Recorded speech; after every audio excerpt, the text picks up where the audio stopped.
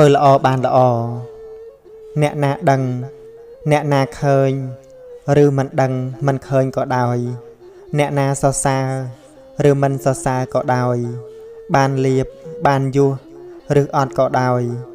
សេចក្តីល្អគឺជាការងារដែលត្រូវតែធ្វើ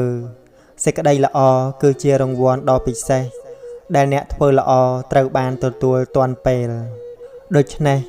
កុំបោះបង់សេចក្តីល្អត្រូវតែសាងឲ្យបានប្រចាំជីវិតជាប្រចាំថ្ងៃ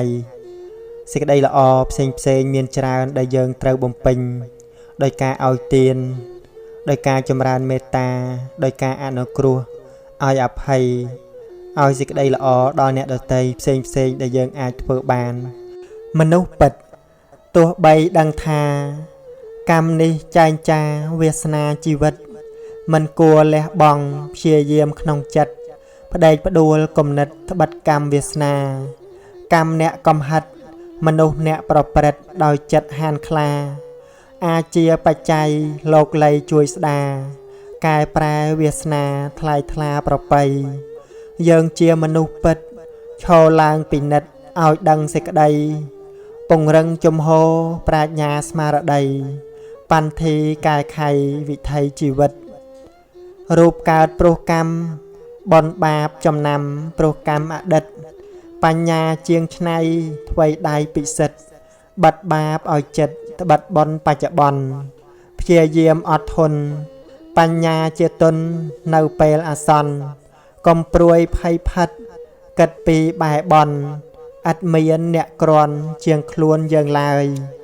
បនប្រេងវាសនាគឺយើងអ្នកចាដោយខ្លួនឯងហើយអត់មានអានព្រំណាកំណត់ឲ្យផុតទុកលហើយដោយការយល់ត្រូវព្យាយាមជាថ្មីថ្ងៃមុនចាញ់ដៃថ្ងៃនេះអាស្រូវកំហុសពីមុនកូនកែតម្រូវធ្វើខ្លួនឲ្យទៅជាម្ចាស់វាសនាព្យាយាមពុះច្រែកទោះទាំងទឹកភ្នែកហូរជោគភក្ត្រាកុំចាត់កិលេសឆេះក្នុងអាត្មាទៅបឆ្លងសង្សារដល់ត្រើយខ្សែមខ្សានមនុស្សយើងសំខាន់ណាស់សម្រាប់ខ្លួនឯងក្នុងជីវិតមនុស្សយើងទោះបីមានអ្នកណាជាសត្រូវក៏មិនកាចអាក្រក់ដូចខ្លួនឯងជាសត្រូវនឹងខ្លួនឯងដែរអ្នកដទៃជាសត្រូវ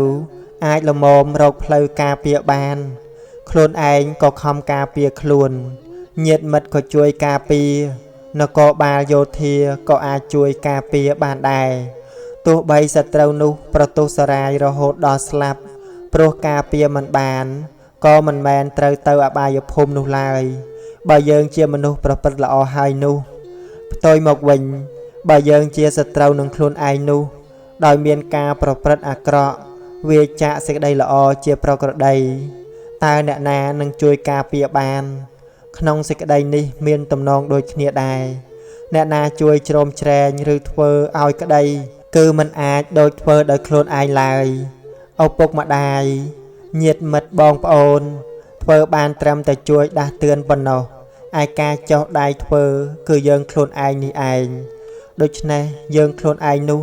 ត្រូវធ្វើអំពើឲ្យមានប្រយោជន៍ជាទីបំផុតនៅក្នុងជីវិតអំពើល្អដែលជាកុសលប្រព្រឹត្តទៅជាបុណ្យកុសលនោះគឺយើងរមែងមានមុខស្រស់ថ្លាទាំងបច្ចុប្បន្នក៏បានសុខទាំងទៅកាន់បរលោកក៏បានសុខនោះដែរមនុស្សល្អព្រោះចេះទូនមានខ្លួនមនុស្សខ្លះសិក្សាចំណេះដឹងទូទៅបានច្រើនក៏ពិតមែនតែមិនបានហ្វឹកហាត់អប់រំទូនមានខ្លួនទៅប្រមាថក្នុងការធ្វើ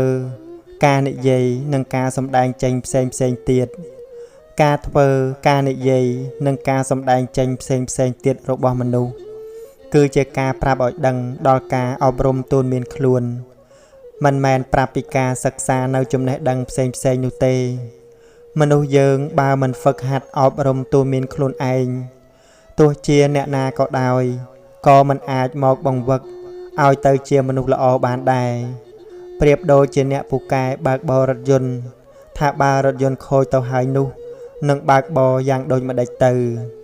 ត្រូវទូនមានខ្លួនឲ្យល្អស្ថិតនៅក្នុងធម៌ជាកុសលទើបសេចក្តីចម្រើននៅក្នុងជីវិត កើតកើននៅរឿងដែលល្អប្រសើរនោះទៀតផងនៅក្នុងជីវិតយើងបានជាមនុស្សល្អទៅបាននោះព្រោះអាស្រ័យមានចិត្តល្អប្រសើរមនុស្សដែលយើងព្រមទទួលថាជាមនុស្សល្អនោះព្រោះគេបានធ្វើល្អនិងនិយាយល្អទាំងនេះព្រោះមកអំពីមានការគិតល្អជាមូលដ្ឋានអាចនិយាយម្យ៉ាងទៀតថាគេតាំងចិត្តធ្វើជាមនុស្សល្អហើយក៏ប្រព្រឹត្តតាមការតាំងចិត្តនោះក្នុងโลกនេះมันមានអ្វីដែលសំខាន់សម្រាប់យើងជាងយើងជាមនុស្សល្អនោះឡើយ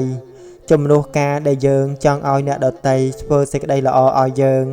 គឺយើងត្រូវព្យាយាមធ្វើសេចក្តីល្អឲ្យខ្លួនឯងទៅតាមដែលយើងត្រូវការសេចក្តីល្អដែលយើងធ្វើដោយខ្លួនឯងទើបមានអានុភាពដល់ចិត្តជាពិតប្រាកដគឺធ្វើឲ្យចិត្តបានសុខស្ងប់កាលចិត្តសុខស្ងប់ហើយអ្វីៗក៏រៀបរយទៅផងដែរមនុស្សល្អមានការដឹងគុណជាកម្លាំងមនុស្សខ្លះមានអធ្យាស្រ័យសម្លឹងទោសអ្នកដទៃហើយថែមទាំងមិនសូវចូលចិត្តគុណសម្បត្តិសេចក្តីល្អរបស់គេទៀតផងចំណែកបណ្ឌិតរមែងនឹកសម្លឹងគុណ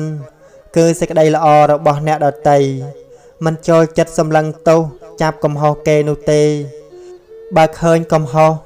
ក៏បណ្ឌិតឃើញដល់ហេតុនៃកំហុសនោះផងដែរព្រមដោយការអនុគ្រោះឲ្យអភ័យជានិច្ចការមិនសម្លឹងទោសអ្នកដទៃនោះឯងគឺជាកម្លាំងដ៏សំខាន់របស់មនុស្សល្អមានជាតិជាបណ្ឌិតច្រើនដោយមិត្តនៅជុំវិញនឹងធ្វើការអប់រំដល់ពពួកជនជានិច្ចមនុស្សស្រីមិនគួរយកជាប្រពន្ធកូនប្រុសមានម្ដាយរឿងគូស្រកររបស់កូនម៉ែមិនចង់លូកដៃចូលទៅជ្រៀតជ្រែកកូនទេតែម៉ែគ្រាន់តែចង់ណែនាំកូនខ្លះអំពីមនុស្សស្រីដែលកូនមិនគួរយកមកជាគូអនាគតម៉ែដឹងថាមនុស្សយើងគ្មានអ្នកណាល្អឥតខ្ចោះទេតែក៏មិនចង់ឲ្យកូនយកមនុស្សស្រីអាក្រក់ពេកដែរបើមិនបានល្អឥតខ្ចោះទេសូមត្រឹមតែប្រហាក់ប្រហែលម៉ែក៏បានដែរណាកូនមនុស្សស្រីចូលចិត្តអេកអូចនិយាយដើមគេចាក់ចុចអុចអាឆ្កឹះឆ្កៀលឲ្យគេឆ្លោះទាស់តែងគ្នាកូនប្រុសមាសម្ដាយមិនគួរយកជាភរិយាឡើយមនុស្សស្រីមិនចេះស្រឡាញ់ឪពុកម្ដាយមិនមានចិត្តកតញ្ញូចូលចិត្តដើរលេងភ្លើតភ្លើនភ្លេចមុខភ្លេចក្រោយសម្បូរដោយល្បិចកលមាយា100ចម្ពោះពូកែភូតផកុហកបោកប្រាស់មិនស្គាល់ចាស់មិនស្គាល់ទុំមិនចេះសមរម្យរឹកពីឆ្មាំងឆ្មៃស្រីទាំងនេះកូនក៏មិនគួរយកជាភរិយាដែរមនុស្សស្រីមានសម្រស់ឆើតឆាយខ្លាំងពេកសម្បូរបរោះចំរោមស្រឡាញ់ច្រើនអាងមានសម្រស់ចូលចិត្តដើរតាក់ទាញរាយមន្តស្នេហ៍ដាក់មនុស្សប្រុសមិនរើសមុខចូលចិត្តដើរលេងយប់ប្រលប់រំច្រៀងស៊ីផឹកចាយលុយខ្ជិះខ្ជាយមិនចេះស្រឡាញ់ខ្លួនបណ្ដែតបណ្ដោយឲ្យបរោះទាំងឡាយប៉ះពាល់បានដោយសេរីនិងមិនចេះទុកមិនចេះដាក់ថែទាំទ្រព្យសម្បត្តិមនុស្សស្រីបែបនេះបើកូនយកមកជីវិតនឹងរលាយរលត់មិនខានមនុស្សស្រីដែលឲ្យតម្លៃទៅលើតែវត្ថុសម្ភារៈនិយមហឺហាស៊ីវិល័យស្រឡាញ់តែមាសប្រាក់ជាងទឹកចិត្តជាពិសេសស្ត្រីដែលឈ្មោះថាជាប្រពន្ធគេក៏កូនមិនគួរគិតដល់ដែរមនុស្សស្រីដែលពូកែផឹកស្រាដូចប្រុសពូកែឆ្លោះទាស់តែងពូកែលេងល្បែងស៊ីសងពូកែដើរលេងមិនគិតកូនមិនគិតប្តីស្ត្រីទាំងអស់នេះបើអាចជៀសបានកូនគួរតែជៀសណាកូនកូនមានឪពុកមាតាបិតាគឺជាព្រះព្រំប្រចាំផ្ទះរបស់កូនមាតាបិតាគឺជាព្រំមុខ4ពិតព្រោះមាតាបិតាមានព្រំវិហារធម៌4យ៉ាងគឺមេត្តាករុណាមុទិតានិងឧបេក្ខាមាតាបិតាប្រាថ្នាឲ្យកូនមានសេចក្តីសុខទើបហាមកូនមិនឲ្យធ្វើអំពើបាបដែលជាអំពើខុសទាំងច្បាប់ខុសទាំងសីលធម៌ព្រោះថាបើកូនប្រព្រឹត្តធ្វើនៅអំពើបាបអាក្រក់ផ្សេងហើយកូនរមែងទៅជាមនុស្សថោកទាបទៅជាមនុស្សដែលមានទោសទៅជាមនុស្សដែលសង្គមស្អប់ខ្ពើមមាតាបិតាមិនប្រាថ្នាឲ្យកូនរបស់ខ្លួនคล้ายទៅជាមនុស្សបែបនឹងឡើយមាតាបិតាខ្លោចផ្សាក្នុងចិត្តណាស់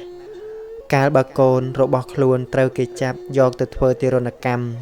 ព្រោះហេតុដូច្នោះទើបមាតាបិតា ខំប្រឹងទូនមានកូនមិនឲ្យធ្វើនៅអំពើអាក្រក់ផ្សេងៗដែលជាអំពើបាបមេត្តាបិតាប្រាថ្នាឲ្យកូនមានសេចក្តីសុខទើបដាស់តឿនកូនឲ្យប្រព្រឹត្តនៅអំពើល្អកាលណាកូនប្រព្រឹត្តល្អហើយអ្នកផងទាំងពួងក៏ចូលចិត្តស្រឡាញ់រាប់អានពោលសរសើរមេត្តាបិតាសប្បាយចិត្តណាស់កាលបើមានអ្នកដទៃសរសើរកូនរបស់ខ្លួនម្យ៉ាងទៀតមេត្តាបិតារមែងហួងហែងអនាគតរបស់កូនប្រាថ្នាឲ្យកូនបានទៅកាន់សុគតិភពដោយការប្រព្រឹត្តនៅសុចរិតកម្មរបស់កូនខ្លួនឯងផ្ទាល់ព្រោះហេតុដូច្នេះទើបមេត្តាបិតាខំប្រឹងអប់រំទូនមាននិងដឹកនាំកូនឲ្យធ្វើបុណ្យបំពេញកុសលផ្សេងៗមេត្តាបិតាប្រាថ្នាឲ្យកូនមានសេចក្តីសុខដោយបានដឹងខ្លួនច្បាស់ថាខ្លួនជាមេត្តាបិតាមិនអាចនៅគ្រប់គ្រងកូនប្រុសស្រីបានរហូតឡើយព្រោះហេតុដូច្នេះហើយត្រូវឲ្យកូនសិក្សារៀនសូត្រស្វែងរកចំណេះចេះដឹងមកដាក់ខ្លួនឲ្យកូនមានវិជ្ជាក្នុងខ្លួនមានខ្លួនឯងជាទីពឹងតទៅជាធម្មតាមេត្តាបិតាដែលមានកូនល្ងងវាលំបាកក្រៃលែងជាងមានរោគក្នុងខ្លួនឯងទៅទៀតដូច្នេះជាចាំបាច់បំផុតមេត្តាបិតាត្រូវតែឲ្យកូនចូលសាលាបានសិក្សារៀនសូត្រមនុស្សយើងមិនអាចកសាងខ្លួនបានឡើយបើជាមនុស្សល្ងងមិនមាននៅចំណេះវិជ្ជាទេនោះមនុស្សល្អហើយចេះតែល្អតទៅនោះដោយអាស្រ័យហេតុពីរយ៉ាងទី1គឺការស្វែងរកវិជ្ជាមកដាក់ខ្លួនព្រមទាំងបានចេះដឹងអំពីហេតុនៃសេចក្តីវិនាសនិងហេតុនៃសេចក្តីចម្រើនទៀតផងចំណុចទី2គឺបដិបត្តិជាប្រចាំពោលគឺការប្រព្រឹត្តតាមការដែលខ្លួនបានចេះដឹងនោះដោយសេចក្តីមិនប្រមាទកូនមាសឪពុកមិនត្រូវខឹងក្រោធនឹងពាក្យដាស់តឿនក្រើនរំលឹករបស់មាតាបិតាឡើយកូនត្រូវយល់ថាមាតាបិតាមិនអាចចេះតែស្រឡាញ់កូនហើយបណ្ដោយកូនឲ្យដើរក្នុងផ្លូវនៃសេចក្តីវិនាសនោះឡើយសេចក្តីស្រឡាញ់កូនវាជាអាវុធមុខពីរបើស្រឡាញ់ដោយខ្វះបញ្ញាពោលគឺខ្វះការគ្រប់គ្រងកូនឲ្យបានដិតដល់និងការដែលចេះតែបណ្ដាត់បណ្ដោយតាមចំណងរបស់កូនសេចក្តីស្រឡាញ់បែបនេះវាជាការប្រហារនៅសេចក្តីសុខរបស់កូនផងប្រហារនៅសេចក្តីសុខរបស់ខ្លួនឯងផងព្រោះហេតុដូច្នេះហើយតើព្រហ្មវិហារធម៌របស់មាតាបិតាដែលមានទៅលើបុត្រធីតាគឺត្រូវឲ្យគ្រប់4មេត្តាបិតាមិនត្រូវមានត្រឹមតែមេត្តាករុណានិងមុទិតានោះទេត្រូវចេះមានឧបេក្ខាផងឧបេក្ខាដែលមានដោយត្រឹមត្រូវទៅបាននោះលុះត្រាតែមេត្តាបិតាមានបញ្ញាយល់ត្រូវនៅច្បាប់របស់ធម្មជាតិជីវិតសត្វលោកទាំងអស់គឺជាធម្មៈបានដល់ធម៌ដែលប្រព្រឹត្តទៅតាមហេតុដូច្នេះកូនប្រុសស្រីមិនអាចសម្រេចបាននៅអ្វីៗគ្រប់យ៉ាងទៅតាមការប្រាថ្នារបស់ខ្លួនឯងឡើយមាតាបិតាក៏មិនអាចឲ្យសម្រេចបានគ្រប់យ៉ាងដែរសរុបសេចក្តីមកគឺថាកូនប្រុសស្រីមិនមែនរស់នៅតែជាមួយមាតាបិតានោះទេគឺរស់នៅជាមួយច្បាប់ផងទាំងច្បាប់របស់សង្គមទាំងច្បាប់របស់ធម្មជាតិត្រង់ចំណុចនេះឯងហើយដែលថាមាតាបិតាមិនអាចមានតែមេត្តាករុណានិងមុទិតាបាននោះព្រោះកូនប្រុសស្រីមិនមែនរស់នៅតែជាមួយខ្លួនដែលជាមាតាបិតាឡើយឧបេក្ខារបស់មាតាបិតាដែលជាឧបេក្ខាព្រហ្មវិហារមិនមែនបានសេចក្តីថាមិនរវល់មិនខ្វល់ធ្វើប្រងើយដោយឥតយកចិត្តទុកដាក់នោះឡើយការប្រងើយរបៀបនេះគឺជាឧបេក្ខាក្នុងសេចក្តីល្ងងទៅវិញទេឧបេក្ខាព្រហ្មវិហារជាគុណដ៏ក្រៃលែងជាធម្មតាមុខព្រហ្មទាំង4មិនមែនល្អតែ3ឯមុខមួយទៀតអាក្រក់នោះឡើយឧបេក្ខាព្រហ្មវិហារមិនមែនជាឧបេក្ខាវេទនាទេអង្គធัวគឺតត្រមច្ឆតតាចេតសិក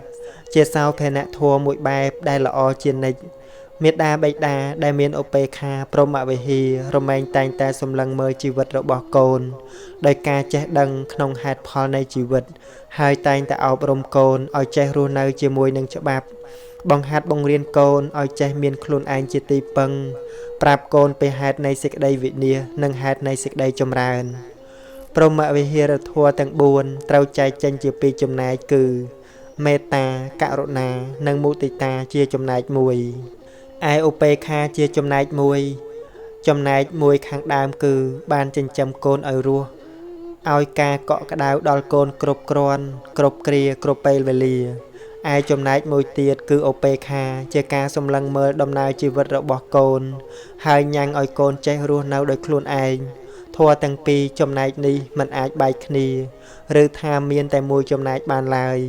ព្រោះថាបើមានតែឧបេក្ខាព្រហ្មវិហារកូនរមែងកំសត់រងាតែតោលប៉ុន្តែបើមានតែមេត្តាករុណានិងមុទិតា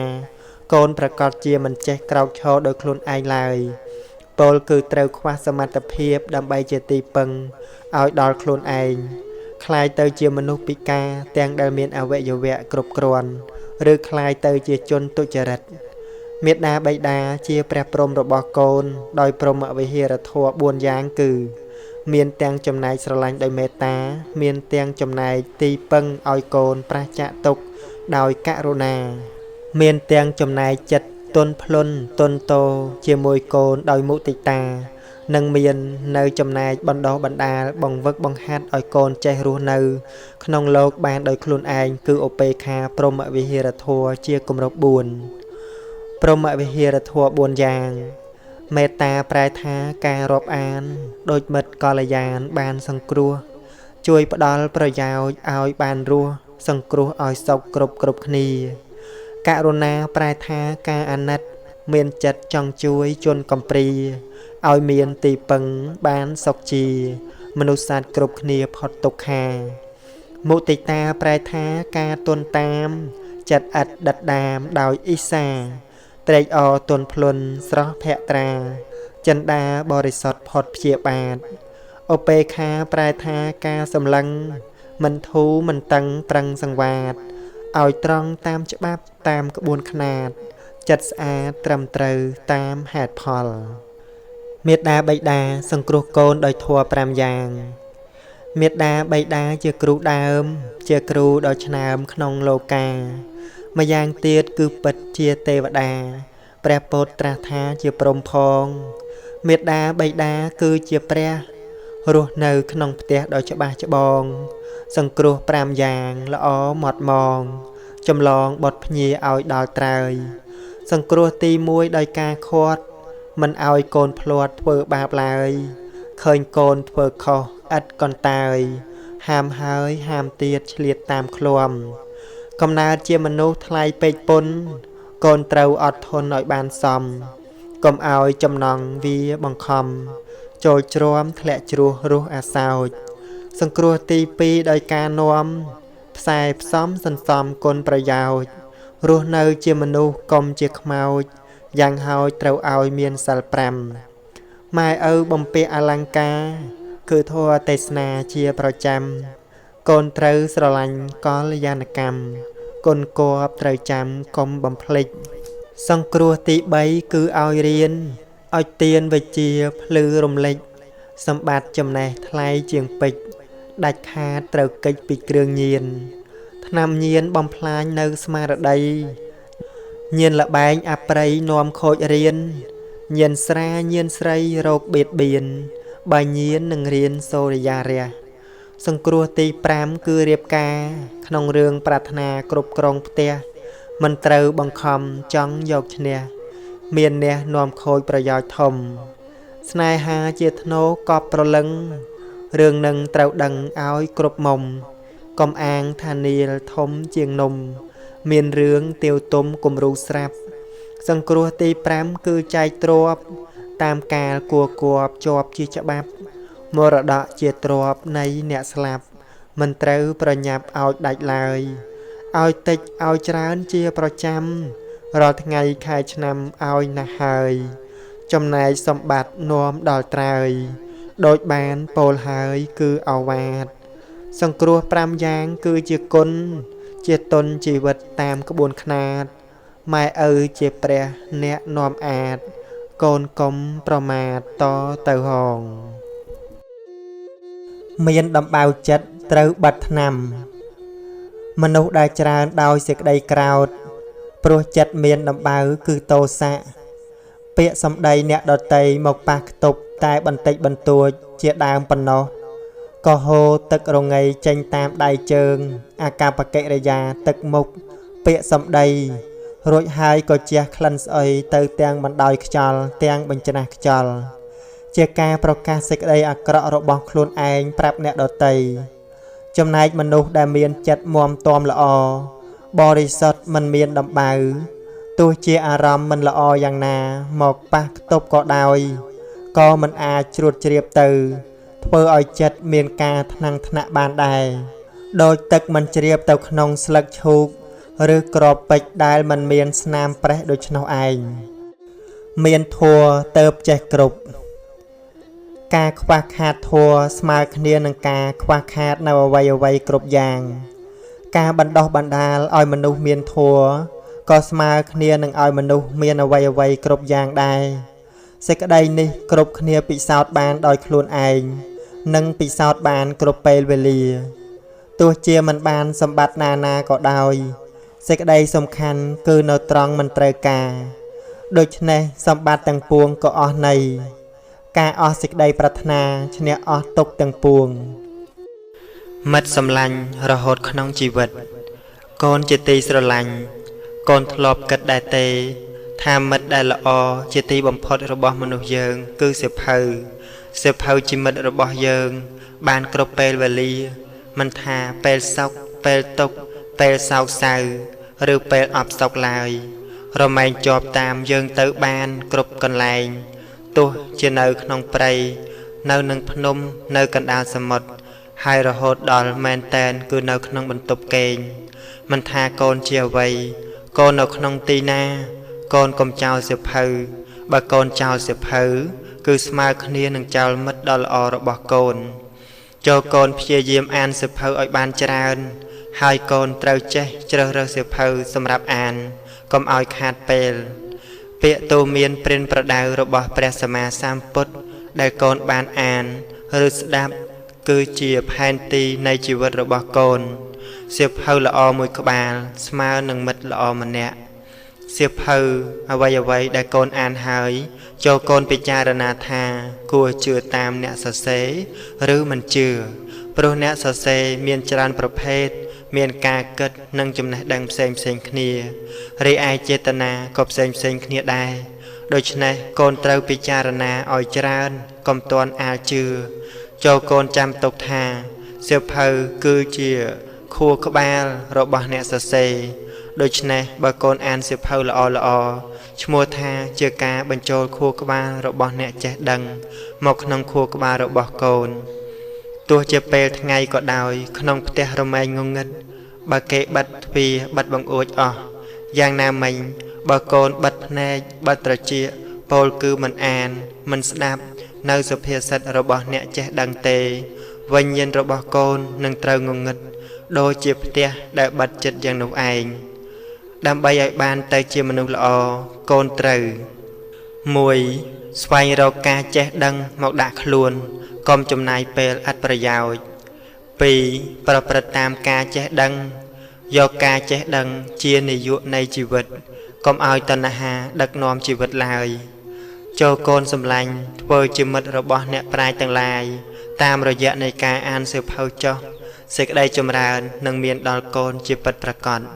សត្យហណោអរហតាំងធម្មំនិព្វានបត្តយាទី1ជឿធัวព្រះអរហន្តាធัวល្អអស្ចារ្យនាំដល់និព្វានសុសោសាំងលភតេបញ្ញាំងទី2ចិត្តតាំងប្រឹងស្ដាប់ដោយឃ្លានព្រះធัวទេសនាតាមព្រះទូលមានគោរពធម្មទានបានមានបញ្ញាអបមត្តោវិចក្ខណោពីរនេះជាសោបើកទ្វារមោហា1មិនប្រមាទ1ពិចារណាប្រាជ្ញាភ្លឺថ្លាដោយអង្គ4នេះមិនចេះគ្រប់មានប៉ុណ្ណាល្បីប៉ុណ្ណាខ្ពស់ប៉ុណ្ណាក៏មិនចេះគ្រប់ដែរភ្លើងមិនឆ្អែតដោយអុសសមុទ្រមិនឆ្អែតដោយទឹកសេចក្តីប្រាថ្នារបស់មនុស្សមិនចេះស្កប់ស្កល់ឡើយសូមកុំបណ្ដោយឲ្យចិត្តលោភលន់ចិត្តប្រៀបធៀបចិត្តច្រណែនដឹកនាំអ្នកឲ្យក្រវល់ក្រវាយក្តៅក្រហាយរកសុខមិនឃើញឡើយអ្នកនៅតែប្រឹងរកតែរកដោយសុចរិតបានមកជាទ្រព្យត្រជាក់ ហើយរៀនរីករាយនឹងអ្វីដែលអ្នកមានហើយបើគេមានបានជាងខ្លួនរៀនត្រេកអរនឹងគេទៅមិនដូច្នោះទេអ្នកនៅតែខ្វះរហូតដល់ថ្ងៃស្លាប់មិនបានដូចប្រាថ្នាអ្វីមិនចេះតែបានតាមចិត្តអ្នកចង់រហូតទេមនុស្សមិនល្អគ្រប់10ទេគេមិនចេះតែធ្វើត្រូវចិត្តអ្នករហូតនោះទេរឿងខ្លះមិនបានដូចបំណងអ្នកទេអ្វីកើតតាមហេតុរបស់វាបើអ្នកមានបុណ្យច្រើនមានបញ្ញាច្រើនការងារបានសម្រេចដូចបំណងច្រើនតែបើខ្សោយបុណ្យអ្នកពិតជាលំបាករៀនទទួលស្គាល់ការពិតកុំដាក់ក្តីសង្ឃឹមខ្លាំងពេកព្រោះពេលមិនបានអ្នកពិតជាកើតទុក្ខខ្លាំងមនុស្សមានចិត្តខ្ពស់មិនឲ្យចំនួនរីករាលដាលមនុស្សយើងដែលនៅរួមគ្នាក្នុងសង្គម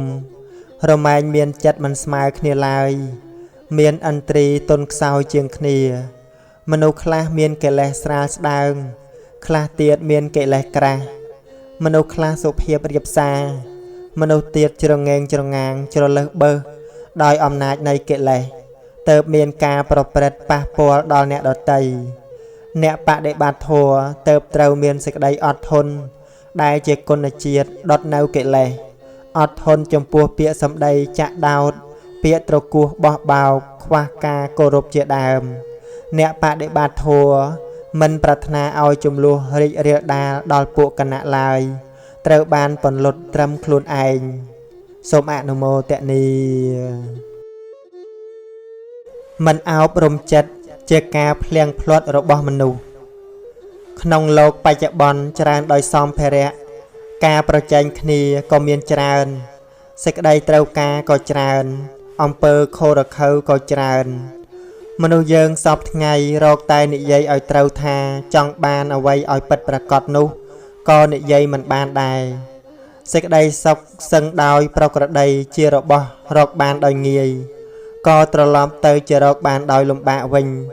នេះព្រោះមកអំពីការភ្លៀងភ្លាត់របស់មនុស្សយើងពោលគឺមនុស្សយើងមានការប្រងើយកន្តើយដល់ការអប់រំចិត្តមិនឃើញតម្លៃក្នុងការដោះខាត់សម្អាតចិត្តរបស់ខ្លួននឹងឯងមួម៉ៅច្រើនព្រោះចូលចិត្តទាស់ចិត្តច្រើនអ្វីមិនចេះតែបានតាមចិត្តអ្នកចង់រហូតទេត្រូវយល់បើអ្នកឃើញថាមិនសមអ្នកនៅតែថាស្ដីតែគួររៀបចំចិត្តគំនិតឲ្យបានល្អមុននឹងហាស្ដីរៀនទទួលស្គាល់ការពិតរៀនយល់ដឹងពីអធ្យាស្រ័យរបស់មនុស្សរៀនអនុញ្ញាតឲ្យគេខុសពីយើងរៀនព្រមថាអ្នកមិនអាចបង្គាប់បញ្ជារឿងគ្រប់យ៉ាងគ្រប់បែបនោះទេ